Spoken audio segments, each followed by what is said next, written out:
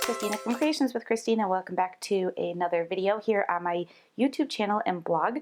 Today we're going to be making a tag for our Linkup Party that we host every Monday over on my blog. If you're not familiar with it, head over. You can link, I put a challenge out every week and you have until Friday to link up your project, and I do give small giveaways with that party. So if you want to check it out, this week's challenge is to make a tag. So we're going to go ahead and get started and jump into our video. I recently found Cedar Lane, which is a American Crafts paper pad for 6x6 paper pad at Tuesday Morning, and I've had this pad in the past and I absolutely loved the colors from it. I do not know if this pad is even still available. If it is, I will definitely link it below in the YouTube description. But I love this paper, so I am going to be making a tag using some of these papers. I'm going to pull out a wood grain pattern, this one right here, and then I'm also going to pull out, there's a tealish color paper in here too. Let's see, there it is. So I'm going to use these two papers from this stamp set, or this paper pad, and then I have my Tim Holtz stamp set that I recently purchased called Nature's Wonder, and we are going to be playing with this. So I have these distress tags from Tim Holtz that I have had for quite some time, and sorry about all the wrinkling. We are going to be using this as our base. I'm just using this kind of to help with the structure of my tag, and we will cut this down a little bit because it's just a slightly too big. And I am going to take this 6x6 pad here, and I'm going to just use my tag here as a template to cut down my paper. So I just need my scissors, which disappeared from my desk. Why does it always happen? There it is. All right. So I'm just lining up the tag on my paper and using my scissors to trim out this tag.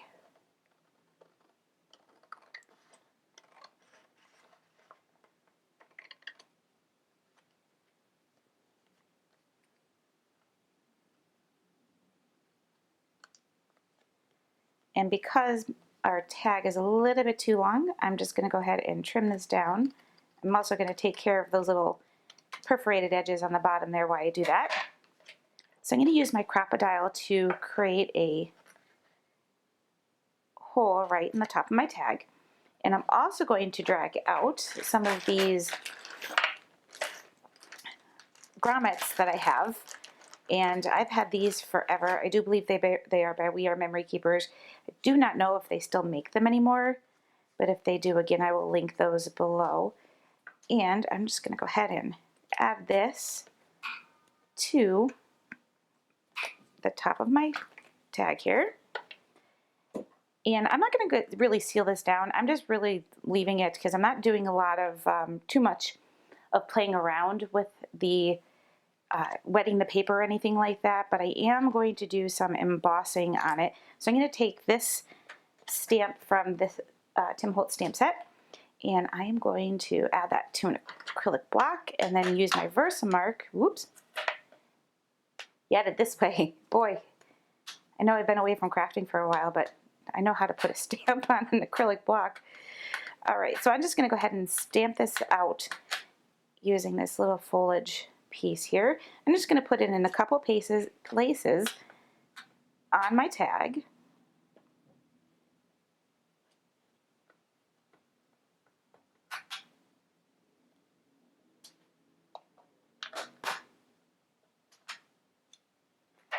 And then I'm going to add clear embossing powder. I've been trying out the little filters here for catching my embossing powder. I'm not sure if I'm really liking this too much, but we'll keep trying.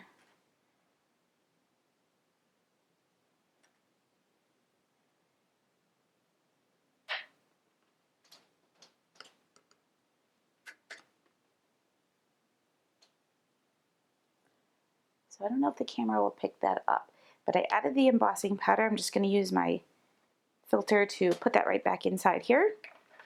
And then we're going to heat set this with our heat gun. So I added that little just embossed powder in the back. And I'm going to go ahead now and stamp out my different leaves. I'm going to pick just a couple that are from this stamp set and play with these in some Distress Oxide ink.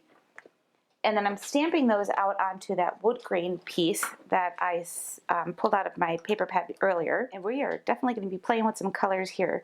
So I played around with just doing the solid colors, and I didn't really like that too much because it was just way too solid.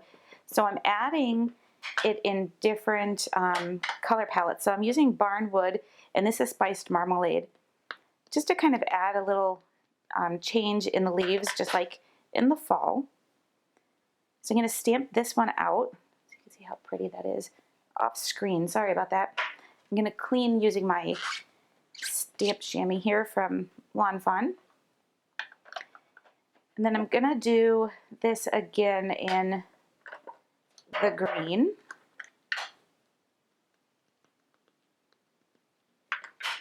And then Wild Honey. And that green was peeled paint, by the way. And I'm really not too concerned about adding and mixing that color. I can wipe that off of my stamp pad. The green is my favorite peeled paint. All right, so now that we're done with that one, I'm going to move on to a different one. For this one, I'm going to use the Wild Honey and Spiced Marmalade and do 2 different shades of the orange color. Again, I'm not too concerned about it being all over the place, and I'm not concerned about the colors mixing onto my ink pad.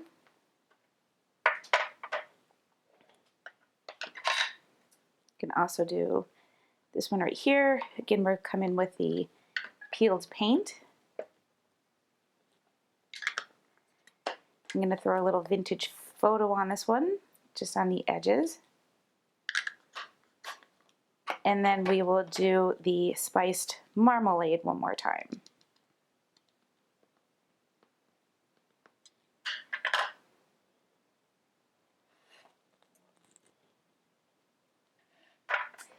Loving that vintage photo on that one. Very pretty.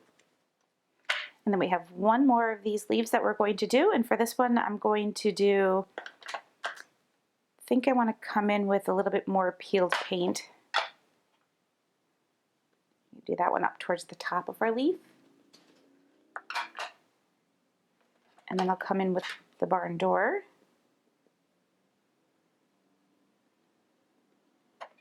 And then once again, I'm going to tap some of these edges because I really like how that vintage photo took. There we go. Ooh, I love that one. So I'm just going to go ahead and heat set the ink just so that I know that it's nice and dry. So when I go to fussy cut these out, I'm not going to smear any of the pretty leaves that I created here. I am the slowest fussy cutter there is. So I'm going to do most of these off camera, but I am using my little Tim Holtz tiny scissors here and just going pretty close to my cut images. I am leaving a little bit of a border. However, it's not perfect. And it's okay if it's not. It is a handmade tag, but I'm trying to go as close to it as I can without actually cutting right on the color lines.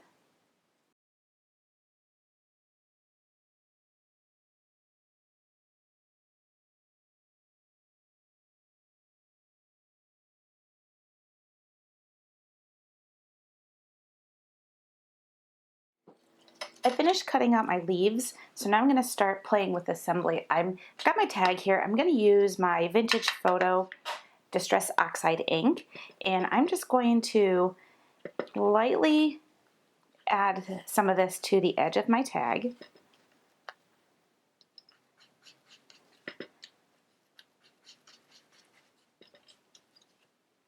I'm using my glass mat here to kind of wipe off some of that because I don't want it super strong onto the tag, but I do want to give it that slight look of the distress. I'm going to go ahead and start putting these down. I'm going to use my Nouveau Deluxe adhesive, and I'm going to bend up my leaves just a little bit because I don't want them laying completely flat on my tag, so they have a little bit of dimension here.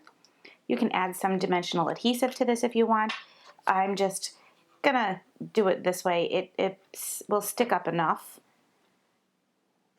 So I'm going to put my two larger leaves on here towards the back, and I'm putting the adhesive on the parts that are more rolled down and leaving them so that I have a little bit of a little mountain shape there with my leaves, so they're not perfectly flat.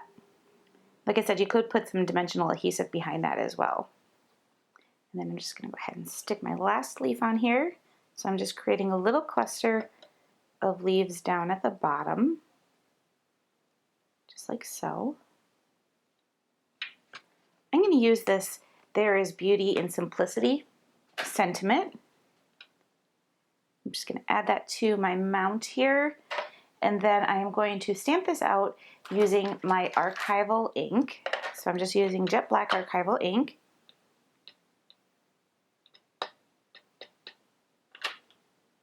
I'm going to stamp my sentiment down towards the bottom, and then I'm going to use my paper trimmer here to cut up my sentiment.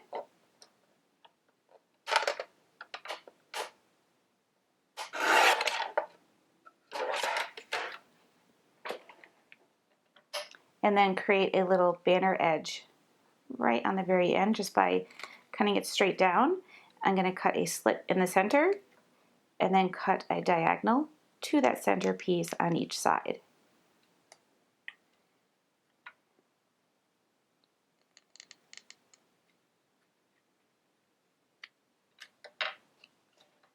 I'm going to take my vintage photo ink once again and just lightly come in on the edges to give it that distressed look.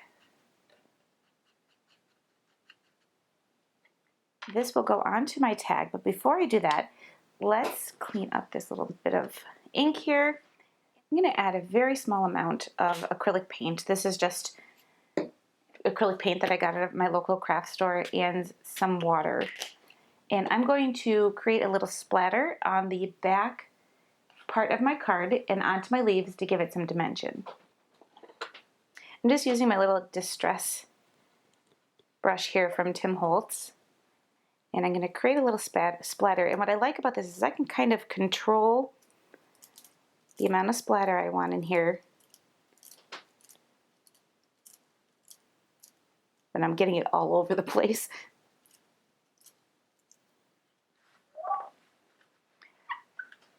So one thing I love about this glass mat is how easy it is to clean up your little messes. I'm just going to take my heat gun and heat set and dry our little splatter paint here. You don't want to heat set it too much because you don't want to flatten out your embossed part that you created in the back part of our tag here. So now that I have that done, I'm going to add my sentiment, and I'm just going to use some foam adhesive for this. Just going to put this right across the back of our tag.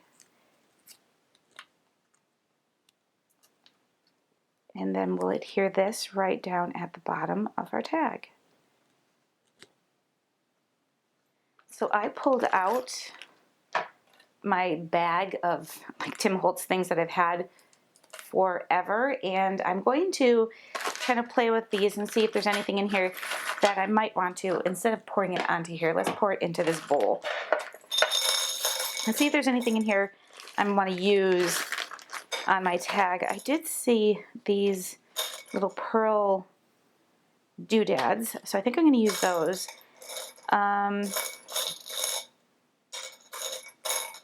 Let's see. I know I have those little chains in here. So I'm going to take these little chains that I've had, again, in my stash forever. And again, I believe these are both from a Tim Holtz collection. And I'm going to use these on my tag here. And you know what? I think I saw one more thing I want to use. Yeah, we're going to use this too. So now what I'm going to do is add some ribbon to the top of my tag. So I have my seam binding, which I have, was probably the only ribbon that I've held on to. because I don't use a whole lot of ribbon unless I'm working on something very specific like a home decor project, but I really only use like a baker's twine or seam binding or anything like that for whenever I'm card making and paper crafting. So I'm going to add just a bow using my seam binding. And for me, I find that I tie better bows when they're upside down. So I have my project upside down. And before I tie my bow, I'm going to put this together. And I'm probably going to have to do this. So I'm just adding these pearls and little dangly things to my chain. And I just use my wire snips that I use for my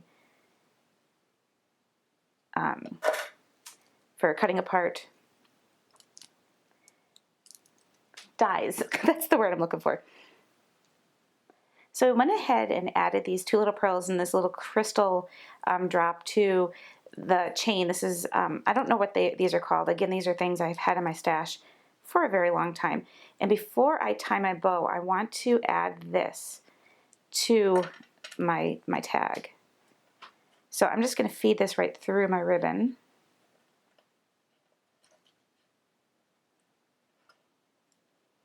And we'll go ahead and lock it up, and then we'll go ahead and tie our bow. I hope you guys enjoyed today's project. This tag, again, is a part of the weekly Linkup Party challenge or Linkup challenge that we have every week over on my blog. Every Monday, I post a new challenge. You have until Friday to submit your pictures of your finished projects. And I select a winner on Mondays. I post that on or Sundays rather. I post the winner to the Linkup challenge over on my blog. You're more than welcome to join in. If you do join in and post your project, your finished project, you'll be entered into win the Crazy Dogs stamp set. So the winner for the projects, the weekly roundup, will receive this Crazy Dogs stamp set by Tim Holtz. Always, the supplies for today's video are down below in the YouTube description, also available on the blog post for today. So if you're new to my channel, subscribe and hit the notification bell so you can be notified when I post new videos every Tuesday and Friday. And as always, thanks for watching. See you all in the next video. Bye.